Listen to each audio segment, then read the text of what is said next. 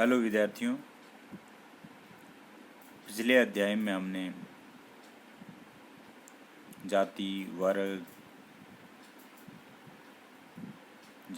एवं वर्ग में अंतर, जाति की विशेषताएं, वर्ग की विशेषताएं आदि के बारे में हमने पढ़ा था।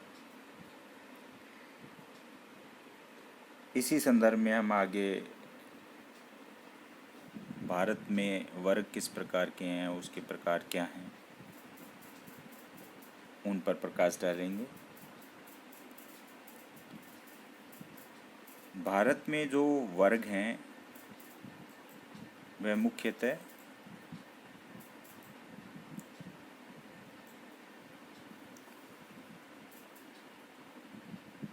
पूंजीपति वर्ग, श्रमिक वर्ग, कृषक वर्ग, व्यापारी वर्ग, शासक वर्ग, नौकरशाही वर्ग और बुद्धिजीवी वर्ग, ये प्रकार जो है भारत में ग्रामीण और नगरीय क्षेत्रों में पाए जाते हैं।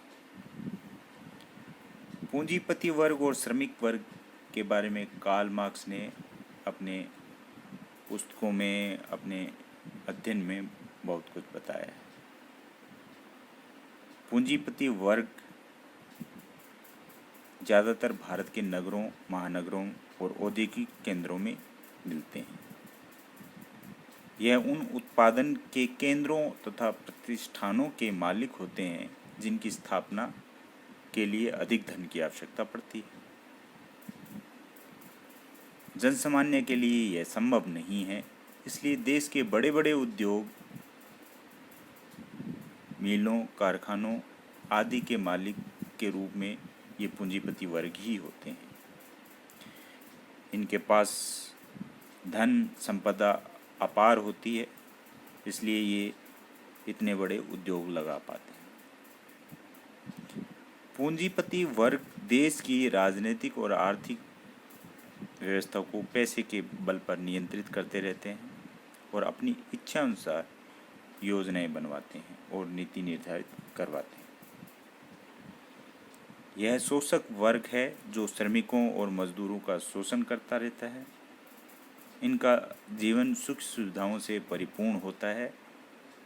उत्पादन के साधनों, उत्पादन की शक्तियों, उत्पादन के संबंधों पर इनका पूर्ण नियंत्रण होता है। संख्या के आधार पर ये बहुत छोटा वर्ग होता है, क्योंकि मध्यम वर्ग के पूंजीपति वर्ग जो होते हैं उनको भी ये समाप्त कर देते हैं और बड़े बड़े उद्योगपति रह जाते हैं।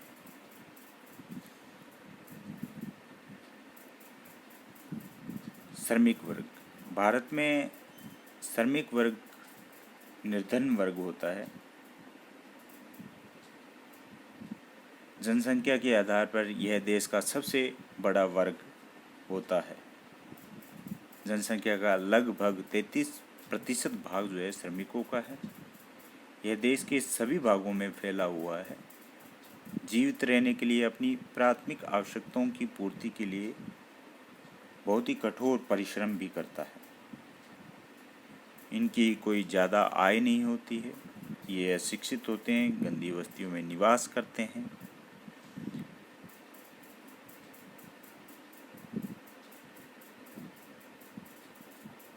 इनमें 3 प्रकार के श्रमिक हो सकते हैं। कृषि श्रमिक जो ग्रामीण क्षेत्रों में खेतों में काम करते हैं। उद्योग में लगे हुए श्रमिक जो चाय बागानों, कारखानों और छोटे उद्योग में काम करते हैं।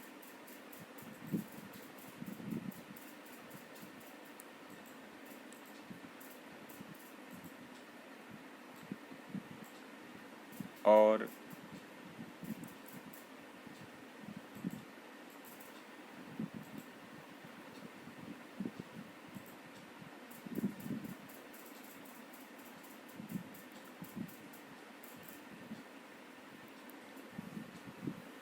अन्य श्रमिक जो होते हैं वो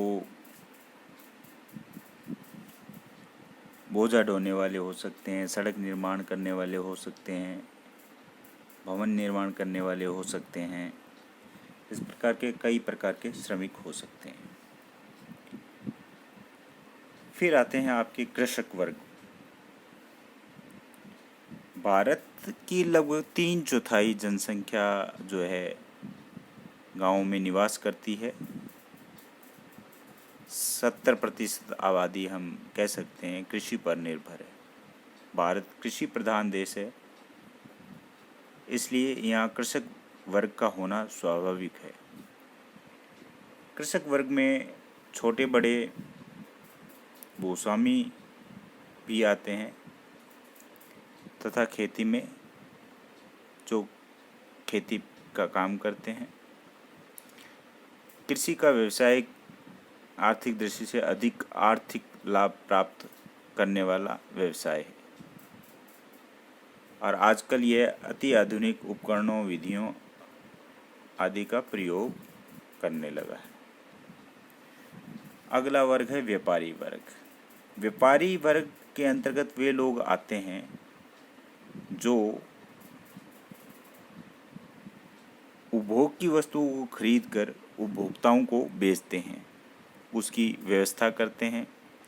व्यापारी वर्ग में थोक व्यापारियों तथा खुदरा व्यापारियों के अतिरिक्त दुकानदार भी शामिल किए जाते हैं।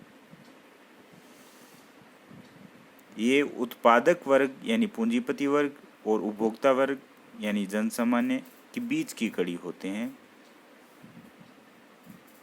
व्यापारी वर्ग का मुख्य उद्देश्य धन कमाना होता है। इसके लिए कभी कभी वह गैर कानूनी तरीके भी अपना लेता है, जैसे जमाखोरी, काला बाजारी, मिलावट आदि। ये वर्ग धनिक वर्ग होता है, सुख सुविधाओं से संपन्न होता है। अगला है शासक वर्ग। सरकार का गठन चुनाव द्वारा चुने हुए प्रतिनिधियों द्वारा होता है जो सरकार चलाते हैं। शासक वर्ग वे लोग बनाते हैं जिनके हाथ में सत्ता तथा सरकार जो सरकार को चलाते हैं, जिन्हें जनता चुनती है और चुने हुए प्रतिनिधि विधानसभा और संसद में पहुंच जाते हैं। राजनीतिक दल द्वारा सरकार चलाई जाती है। इस प्रकार पूरे भारत में एक शासक वर्ग फैला हुआ है। शासक वर्ग को अनेक विशेषाधिकार होते हैं। सत्ता के द्वारा वे कभी कभी अपने सारे काम पूरे करवा लेते हैं और आर्थिक दृष्टिकोण से भी इनका स्तर ऊंचा होता है। ये बड़ी शक्तिशाली वर्ग होते हैं। नौकरशाही वर्ग। राज्य का कार्य सुचारू रूप से चलाने के लिए शासन में कर्मचारियों की आवश्यकता पड़ती है। इसमें अधिकारी तथा अधीनस्थ कर्मचारी होते हैं।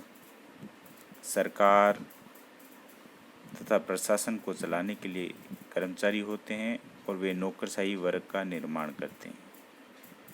इनका संगठन भी बहुत प्रभावशाली होता है और मजबूत भी होता है।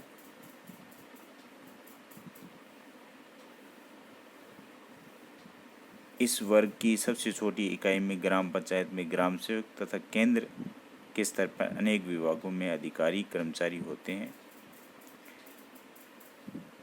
तो जितने भी सरकारी कर्मचारी अधिकारी होते हैं वो इस वर्ग में आते हैं।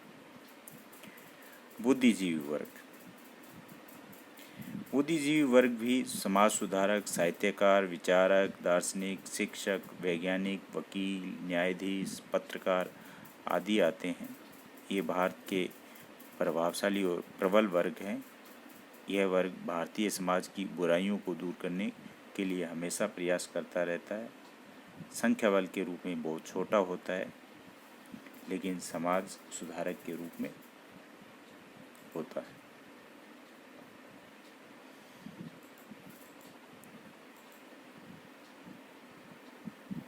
आधुनिक भारत में परिवर्तन तेजी से हो रहा है और इसका प्रभाव यह है कि स्तरीकरण व्यवस्था और संरचना पर भी पड़ रहा है। नगरों तथा महानगरों में वर्ग व्यवस्था का विकास हो रहा है। नए नए वर्ग आ रहे हैं। ग्रामों में भी जाति व्यवस्था काफ़ी प्रभावशाली है, इसमें भी परिवर्तन आ रहा है। कुछ लोगों का कहना है कि जातियां जिस स्तर की हैं उसी स्तर में वर्ग में परिवर्तित हो रही हैं। भारत में सामाजिक गतिशीलता में जो वृद्धि हो रही है वो वर्ग व्यवस्था को लाने में सक्रिय भूमिका निभा रही है। तो इस प्रकार हम भारत में वर्गों के प्रकार को देख सकते हैं जो ग्रामीण और शहरी में पाए जाते हैं।